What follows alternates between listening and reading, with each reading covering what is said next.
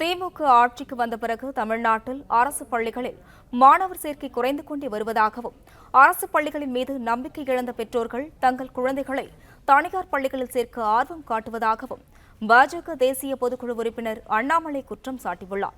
இது தொடர்பான கூடுதல் தகவல்களை செய்தியாளர் சிவபிரகாசம் வழங்க கேட்கலாம்.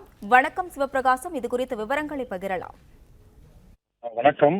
பாஜகவின் அண்ணாமலை அவர்கள் தற்போது வெளியிட்டிருக்கக்கூடிய அந்த எக்ஸ் பதிவில் திமுக ஆட்சிக்கு வந்த பிறகு அரசு பள்ளிகளில் மாணவர் சேர்க்கை குறைந்து கொண்டே வருகிறது என்ற குற்றச்சாட்டினை முன்வைத்து, அது மட்டும் இல்லாமல் சில புள்ளி விவரங்களையும் வெளியிட்டிருக்கிறார். அந்த புள்ளி விவரங்களின்படி கடந்த 2023-24 கல்வியாண்டில் 42.23 இருந்த அரசு பள்ளி சேர்க்கை விகிதமானது 2025-26 நடப்பு கல்வியாண்டில் 37.92% குறைந்திருக்கிறது என்பதை குறிப்பிட்டிருக்கக்கூடிய அண்ணாமலை அவர்கள், தமிழகத்தில் இருக்கக்கூடிய 37,595 அரசு பள்ளிகளில் 1ஆம் வகுப்பு மாணவர் சேர்க்கை 2.39 லட்சமாக இருக்கக்கூடிய சூழ்நிலையில், தனியார் பள்ளிகளில், அதாவது 12,929 தனியார் பள்ளிகளில் 5.26 லட்சம் மாணவர்கள் சேர்ந்திருக்கின்றனர் என்று தற்போது அந்த புள்ளி விவரத்தில் கூறியிருக்கிறார்.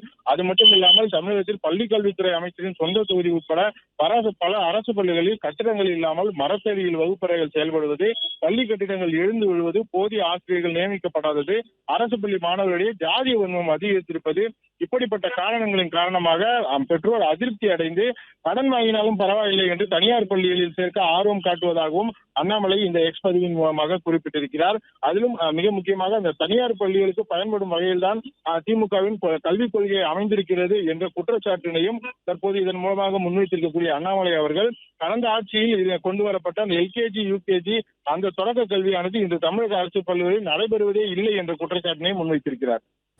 பிளே ஸ்டோர் மற்றும் ஆப் ஸ்டோரில் இருந்து பாலிமர் செயலியை QR கோடு மூலம் பதிவிறக்கம் செய்யுங்கள். செய்திகளை உடனுக்குடன் பெறுங்கள்.